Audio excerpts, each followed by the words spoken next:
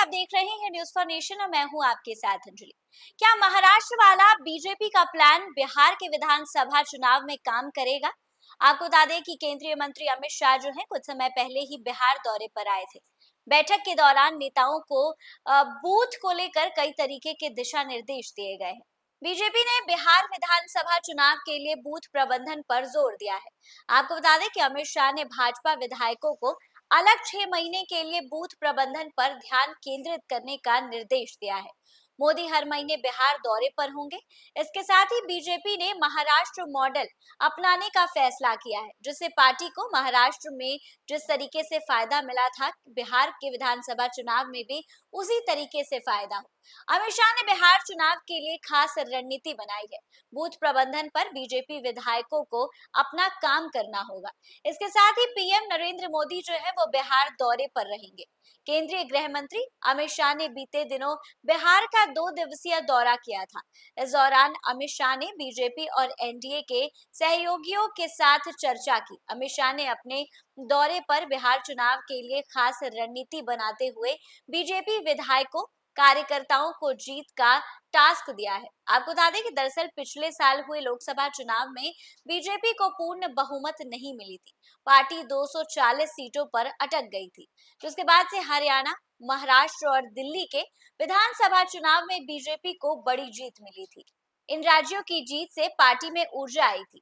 अब बीजेपी का अगला लक्ष्य जो है वो बिहार है। बिहार में इस साल के अंत में विधानसभा चुनाव होने वाले हैं और इसी को लेकर अमित शाह ने खास रणनीति बनाई है।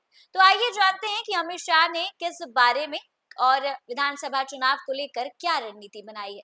अमित शाह का 2 दिन का दौरा बिहार में हुआ था और वो काफी महत्वपूर्ण था। उन्होंने बिहार में कई कार्यक्रम में भाग लिया। इस दौरान उन्होंने बीजेपी और एनडीए के सहयोगियों के साथ बातचीत की। आपको बता दें कि अमित शाह ने बीजेपी के 84 विधायकों को अलग 6 महीने के लिए बूथ प्रबंधन पर ध्यान देने का काम सौंपा है। इस काम में बीजेपी के पदाधिकारी उनकी मदद करेंगे। अमित शाह ने बिहार बीजेपी के नेताओं से बात करते हुए कहा है कि पार्टी को उन बूथों पर ध्यान देने की जरूरत है जहां पर बीजेपी के पारंपरिक वोटर्स जो हैं वो बिल्कुल नहीं है। उन्होंने कहा है कि बीजेपी ने महाराष्ट्र विधानसभा चुनाव के दौरान भी ऐसा ही किया था। इससे पार्टी को बहुत फायदा हुआ था। पार्टी का वोट बैंक बढ़ा था। गृह मंत्री ने ये भी कहा है कि बूथ मैनेजमेंट के अलावा जो है वेलफेयर स्कीम के लाभार्थी बीजेपी की चुनावी सफलता की अहम कड़ी रहे हैं। ऐसे में इन लोगों के लिए रणनीति के तहत काम किया जाएगा।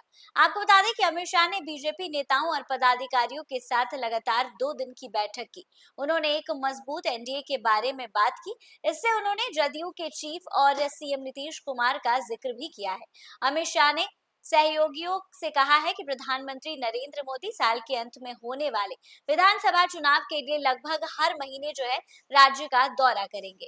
बीजेपी के एक वरिष्ठ नेता ने कहा है कि बूथ स्तर पर काम करने का मतलब है कि बूथ वार परिणामों का अध्ययन किया जाए। इसके साथ ही स्थानीय सरकारी अधिकारियों से आयुष्मान भारत और पीएम उज्ज्वला योजना और पीएम आवास योजना जैसी योजनाओं को लागू करवाकर मतदाताओं को वापस जीतना है। इसका मतलब यह है कि हर बूथ पर कितने वोट मिले, कितना हिसाब रखा गया और यह देखना होगा कि सरकारी योजनाओं का फायदा लोगों तक पहुंचा कि नहीं पहुंचा।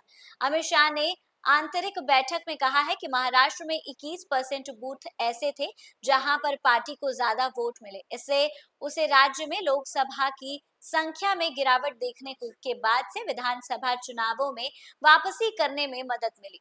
गृह मंत्री ने एनडीए दलों के मजबूत सामाजिक संयोजक के बारे में भी बातचीत की। उन्होंने कहा कि इससे पार्टी को फायदा होगा।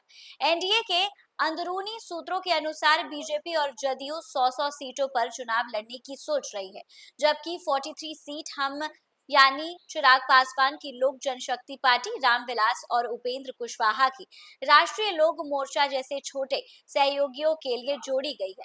इसका मतलब ये है कि एनडीए में सीटों का बंटवारा लगभग तय हो चुका है। इसके साथ ही आपको बता दें कि इस साल के अंत में विधानसभा चुनाव होने वाले हैं और सभी पार्टियों ने विधानसभा चुनाव के लिए अपनी कमर को कस लिया है। इसी बीच गृह मंत्री अमित शाह जो है वो बिहार में आए हुए थे और नेताओं से कार्यकर्ताओं से बैठक की और उसमें कई तरीके के दिशा निर्देश बिहार के विधानसभा चुनाव को लेकर दिए। इसके साथ ही महाराष्ट्र की नीति को अपनाने के लिए कार्यकर्ताओं के साथ बैठक की गई और अमित शाह ने ये दिशा निर्देश दिए कि महाराष्ट्र में जो स्कीम लागू की गई थी वही बिहार में भी की जाए। इस खबर पे आपकी क्या कुछ राय है, हमें कमेंट के माध्यम से जरूर साझा करें और ऐसी ही तमाम अपडेट्स के लिए हमारे साथ बने रहे न्यूज़ फॉर नेशन पर।